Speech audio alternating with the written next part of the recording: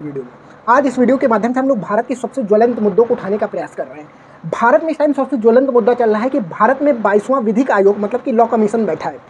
22वां law commission ने कहा है कि आप रिकमेंडेशन दीजिए कि भारत में आप समान नागरिक संहिता मतलब कि यूनिफॉर्म सिविल कोड जिसे यूसीसी कहते हैं उसे आप पक्ष में हैं या आप उसका विरोध करना चाहते हैं।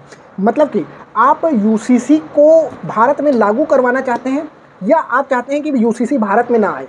इसके लिए 14 जुलाई तक भारत में हर नागरिक से, हर धार्मिक संगठन से आप जाके फाइल कर सकते हैं नेट पे जाकर कि आप इसके समर्थन में हैं या विरोध में। आज इस वीडियो के माध्यम से हम लोग देखने का प्रयास करेंगे कि यूनिफॉर्म सिविल कोड मतलब कि समान नागरिक संहिता है क्या चीज़, क्या भारत में समान नागरिक संहिता लाना सही होगा या गलत। साथ ही साथ देखने का ये भी प्रयास करेंगे कि यूनिफॉर्म सिविल कोड में यूनिफॉर्मिटी मतलब एक रूपता किस चीज़ में है। हम वीडियो को स्टार्ट करते हैं बिना किसी समय गुजारे हुए, समय व्यतीत किए हुए हम वीडियो को स्टार्ट करते हैं। देखिए, हमारे देश में दो तरीके के कानून हैं। पहला है क्रिमिनल कानून जिसे फौजदारी कानून भी कहते हैं। इसमें क्या आता है, अगर आप किसी का रेप कर देते हैं, आप किसी के साथ चोरी डकैती कर देते हैं, आप कहीं पर मर्डर कर देते हैं, तो पूरे भारत में चाहे वो हिंदू हो, चाहे मुसलमान हो, चाहे क्रिश्चियन हो, चाहे पारसी हो, उसके ऊपर समान कानून लागू होगा। मतलब कि पूरे भारत के लोगों के ऊपर एक जैसा कानून सीआरपीसी की धारा के अकॉर्डिंग लागू होता है। इसे कहते हैं uniformity in criminal justice system. ऐसे ही हमारा जो पर्सनल लॉ है मतलब कि सिविल लॉ जिसे कहते हैं, जैसे कि मैरिज हो गया, जैसे कि डाइवोर्स हो गया, जैसे कि एडॉप्शन हो गया, जैसे कि सक्सेशन हो गया, मतलब कि शादी के कानून, तलाक के कानून, गोद लेने के कानून और साथ ही साथ हमारे उत्तराधिकार के कानून हिंदू, मुस्लिम, सिख, क्रिश्चियन सब में अलग अलग हैं। इसी को एक तरीके से कोडिफाई करना, यूनिफॉर्म सिविल कोड मतलब कि पर्सनल कानून को एक जैसे करने की बात इस टाइम छिड़ी हुई है कि जो पर्सनल कानून है वो भी एक समान होने चाहिए जब क्रिमिनल कानून एक समान है। मतलब देश में एकरूपता लाने की बात कही जा रही है कि भारत में सारे लोगों के ऊपर समान कानून लागू होना चाहिए सिविल मैटर में भी। अब ऐसा क्यों कहा जा रहा है? ऐसा इसलिए कहा जा रहा है कि जो इसका समर्थन कर रहे हैं उनका क्या कहना है? उनका कहना ये है कि भारत में जब क्रिमिनल कानून एक जैसे हो सकते हैं तो सिविल कानून क्यों नहीं। सिविल कानून एक जैसे करने के बारे में इसलिए कहा जा रहा है क्योंकि ऐसा देखा जा रहा है कि बहुत सारे धर्मों में भेदभावपूर्ण रवैया लिंग के आधार पे या क्षेत्र के आधार पे, जाति के आधार पे अपनाया जा रहा है। इसे दूर करने की बात कही जा रही है। जैसे कि हम आपको बता दें कि आपने सरला मुद्गल केस सुना होगा, शाहबानो केस सुना होगा, सायरा बानो केस सुना होगा, जिसमें अलग अलग बातें कही गई है कोर्ट के द्वारा। जैसे कि एक औरत जो है 40 साल अपने पति के साथ रह के 5 बच्चे पैदा करके अपने पति को साथ जब तलाक लेती है तो वो सेक्शन 125 आईपीसी के द्वारा, जो कि हिंदू कोड बिल में है, उसके द्वारा वो कहती है कि हमें भी अपने पति से कुछ पैसे चाहिए जिससे हम अपने बच्चों को पाल सकें, जिससे हम अपने जीवन यापन कर सकें। इसके लिए वो पैसा मांगती है, सुप्रीम कोर्ट के पास जाती है, सुप्रीम कोर्ट में गुहार लगाती है, सुप्रीम कोर्ट कह देती है, बिल्कुल सही कह रही है कि जैसे हिंदू औरतों को अधिकार है कि अगर वो डाइवोर्स लेती हैं तो वो अपने पति से कुछ पैसे की मांग कर सकती हैं जिससे वो अपने जीवन का यापन करें हमेशा के लिए, उसी प्रकार से मुस्लिम औरतों को भी ये अधिकार होना चाहिए। परंतु उसी समय की राजीव गांधी सरकार ने कहती है, 1985 या 90 की बात है, कि मुस्लिम लॉ जो है, मुस्लिम का जो कानून है वो सरिया लॉ के अकॉर्डिंग चलेगा और सरिया में ऐसी कोई जिक्र नहीं है कि मुस्लिमों को तलाक के बाद पैसा दिया जाए। तो ये देखा जा रहा है कि ये हिंदू औरतों को जो अधिकार मिल रहा है क्यों मुस्लिम औरतों को नहीं मिल रहा है। दोनों के बीच में क्या है, डिस्क्रिमिनेशन हो रहा है। अभी आप लोग शाहबानो का केस सुना होगा जिसमें ट्रिपल तलाक को सुप्रीम कोर्ट ने इनवैलिडेट किया, जिसमें सुप्रीम कोर्ट ने कहा कि अगर हिंदू औरत जो है वो अपने पति के साथ रह सकती है, ट्रिपल तलाक मतलब 3 तलाक वहाँ नहीं है, जिससे कि औरतों को साथ भेदभावपूर्ण रवैया मुस्लिम औरतों के साथ अपनाया जा रहा है, इसको दूर करने की बात कही गई है। तो सुप्रीम कोर्ट ने ट्रिपल तलाक, तलाक़ विद्दत जिसे कहते हैं, उसे अनकॉन्स्टिट्यूशनल कर दिया और उसे हटा दिया। इसी प्रकार से जो छोटे मोटे कानून हैं, जैसे कि हम आपको बताएं कि हिंदू में जो लड़कियां हैं उनको 50% अपने फादर की प्रॉपर्टी में राइट होता है कि 50% उनका भी अधिकार है, परंतु मुस्लिम जो लड़कियां हैं उनको 50% से कम प्रॉपर्टी में राइट दिया जाता है। तो ये भी एक डिस्क्रिमिनेशन मतलब कि भेदभावपूर्ण रवैया मुस्लिम औरतों के साथ इस मैटर पे भी हुआ। तो समान नागरिक संहिता का मतलब ये नहीं हुआ कि एक कानून बना दिया जाएगा, जैसे हिंदू औरतें 7 फेरे लगा रही हैं ऐसे मुस्लिम औरतों को भी लगाना पड़ेगा 7 फेरे। नहीं, वो अपना पर्सनल कानून जो उनके धर्म के अकॉर्डिंग है उसे कंटिन्यू कर सकती हैं। परंतु जैसे शादी का रजिस्ट्रेशन हिंदू औरतें करवाती हैं, मुस्लिम औरतों को भी जाके शादी का रजिस्ट्रेशन करवाना पड़ेगा। हिंदू औरतें जैसे सक्सेशन में राइट मांगती हैं, मुस्लिम औरतों के पास भी अधिकार होगा कि वो भी सक्सेशन में जाके अपना राइट मांग सकें। और भी जितने भी धर्म हैं उनमें भी समान कानून लगेगा, सब अपना 50% अधिकार मांग सकते हैं। एडॉप्शन मतलब कि बच्चे को गोद लेने का अधिकार जो होगा वो भी सब धर्म में एक समान होगा। कौन किसे गोद ले सकता है, कितने साल का उम्र का होना चाहिए, सब सारी जो क्राइटेरिया है वो अलग अलग धर्म के अकॉर्डिंग चलता है। उसे अब एक तरीके से पर्सनल लॉ को कोडिफाई करने की बात कही जा रही है। तो ये तो अच्छी बात है, आपको लग रहा होगा कि डिस्क्रिमिनेशन कम होगा, लोगों में एक रूपता आएगी, यूनिफॉर्मिटी आएगी। पर जो इसका विरोध कर रहे हैं वो क्या कह रहे हैं, उनका भी पक्ष जान लेते हैं। जो इसका विरोध कर रहे हैं वो कहते हैं कि भारत एक डाइवर्सिफाइड सोसाइटी है, मतलब कि भारत में विविधता है और इसी विविधता में वो एकता को देखते हैं। मतलब कि सब अलग अलग विविधता पूर्वक रहते हैं, सबका धर्म अलग अलग है, तो सबको मानने की छूट मिलनी चाहिए। अगर हमारे संविधान में आर्टिकल 25 से लेकर आर्टिकल 28 तक धार्मिक स्वतंत्रता की बात कही गई है तो उसको क्यों ख़त्म किया जा रहा है, ऐसा बात कही जा रही है। उनका कहना है, उनका ये कहना है कि ये सिविल कोड लाने से जो हमारी एकता है, विविधता में डाइवर्सिफाइड सोसाइटी है, उसे एक क्यों बनाया जा रहा है भाई, एक क्यों किया जा रहा है, उनका कहना है। उनका ये भी कहना है कि अगर ये यूनिफॉर्म सिविल कोड आता है तो हमारा धार्मिक स्वतंत्रता का जो अधिकार है उसके ऊपर हनन होगा।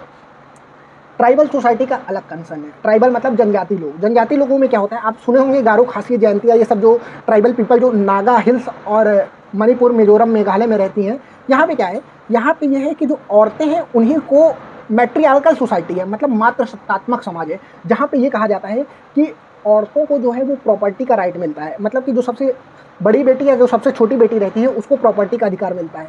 तो क्या अब उनकी प्रॉपर्टी के अधिकार में भी क्या पुरुषों का अधिकार मिलेगा, इसके बारे में बात कही जा रही है। क्योंकि अगर पूरे देश में एक तरीके का कानून लागू होगा तो इन्हें भी जो है अपना अधिकार छोड़ना पड़ेगा, ऐसी बात कही जा रही है। वहाँ पे क्या है कि शादी होने के बाद जो पुरुष हैं वो महिला के घर जाते हैं, ना कि महिला पुरुष के घर आती है।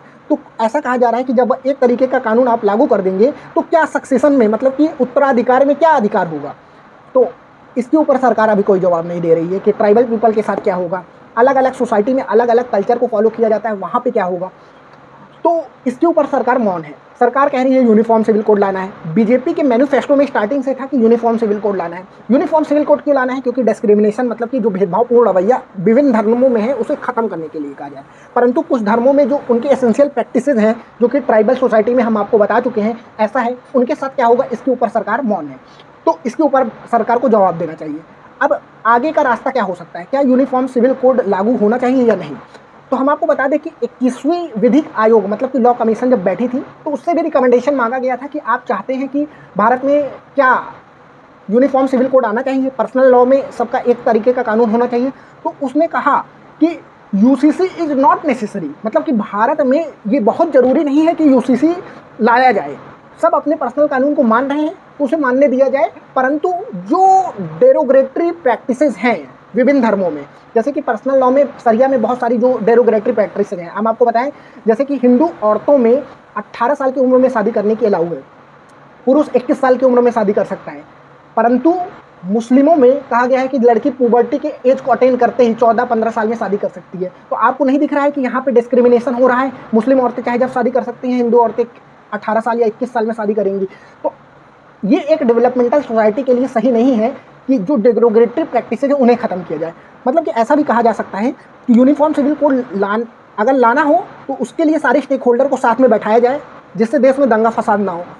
देश एक रूप से अगर सहमत हो तब यूनिफॉर्म सिविल कोड लाया जाए, नहीं तो क्या किया जाए, जितने भी धर्म हैं उनके अंदर जो पर्सनल लॉ है, जैसे कि मुस्लिमों में कुछ पर्सनल लॉ है, क्रिश्चियन में कुछ पर्सनल लॉ है, उसमें कुछ डिस्क्रिमिनेशन है, मतलब कि भेदभाव है, उस भेदभाव को कम किया जाए। जैसे कि औरतों की मिनिमम एज डिफाइन कर दी जाए कि इतने साल में एज में शादी होगी, बिना यूनिफॉर्म सिविल कोड लाए हुए पर्सनल लॉ में चेंज किया जाए। पर्सनल लॉ में जो खराब प्रैक्टिसेज हैं उन्हें हटाया जाए और आज के डेवलपमेंटल सोसाइटी के अकॉर्डिंग वहाँ पे प्रोविज़न रखे जाएं। ये भी एक स्टेप हो सकता है फर्दर।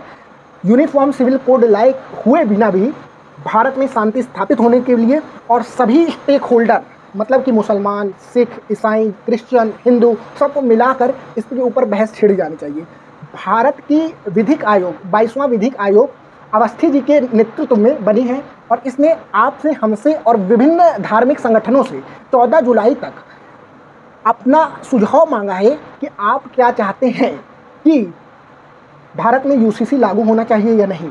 तो आप इसके सुझाव को उनके पोर्टल पर जाके दे सकते हैं 14 जुलाई के पहले तक, और आपका जो सुझाव होगा वो कुछ दिन में सार्वजनिक कर दिया जाएगा कि सरकार यूनिफॉर्म सिविल कोड जो है बीजेपी के मैनिफेस्टो में स्टार्टिंग से रहता था, सरकार उसको लागू करने के लिए प्रतिबद्ध है, पर उसमें जो छोटी मोटी बारीकियां हैं सरकार उसको अभी तक समझाने में असमर्थ रही है, जिससे कि लोग जो है लोगों का विश्वास डगमगाया हुआ है कि क्या यूनिफॉर्म सिविल कोड में क्या हिंदुओं की जो कानून है वो क्या मुसलमानों पे लागू हो जाएगा, क्या और मुस्लिम औरतें भी 60 फेरे लेके शादी करने लगेंगी। पर ऐसा नहीं है।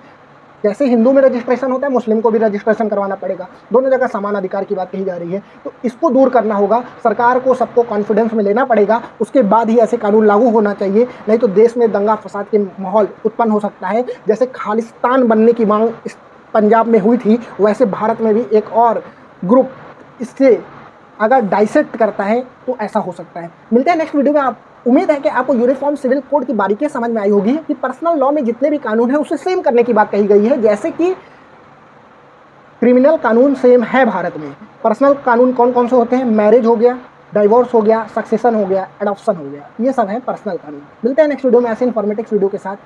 वीडियो अच्छा लगे तो वीडियो को लाइक करिएगा, चैनल को सब्सक्राइब करिएगा। हम आपको बता दें यूनिफॉर्म सिविल कोड भारत के डीपीएसपी मतलब अनुच्छेद 44 में है।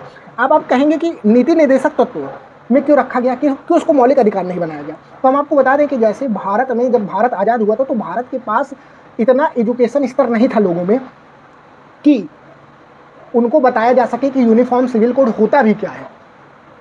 उस समय राइट टू एजुकेशन, आप जानते होंगे कि शिक्षा का अधिकार जो है उसे डीपीएसपी में रखा गया। डीपीएसपी में ऐसी चीज़ों को रखा जाता था क्योंकि सरकार के पास उस टाइम इतना रिसोर्सेज नहीं था कि वो फ्री का एजुकेशन दे सके पूरे भारत में। तो सरकार ने उसको डीपीएसपी में रखा, कहा कि जब भारत के पास कभी पैसा होगा तो इसको फंडामेंटल राइट मतलब लोगों का मौलिक अधिकार बनाया जाएगा।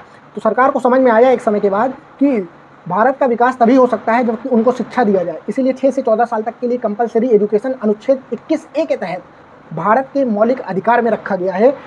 इसी के तर्ज पे यूसीसी को भी अनुच्छेद 44 में रखा गया था कि एक समय ऐसा आएगा कि भारत के लोग इतने समझदार होंगे कि क्या सिविल लॉ उनके लिए अच्छा है क्या बुरा है वो खुद समझेंगे, और उस समय वो खुद आगे आके कहेंगे कि भारत को यूसीसी की ज़रूरत है, जैसे कि विभिन्न वेस्टर्न सोसाइटी में है, मतलब कि वेस्टर्न कंट्रीज में है। तो मिलते हैं नेक्स्ट वीडियो में ऐसे इन्फॉर्मेटिव वीडियो के साथ। वीडियो अच्छा लगे तो वीडियो को लाइक करिए, चैनल अच्छा लगे तो चैनल को सब्सक्राइब करिए, ज़्यादा से ज़्यादा लोगों तक पहुँचाइए इस वीडियो को। जैसे कि यूसीसी के बारे में जो उनके पॉजिटिव और निगेटिव दोनों एस्पेक्ट है उसको हम कवर करने की बात करें। मिलते हैं नेक्स्ट वीडियो में, तब तक के लिए जय हिंद जय भारत।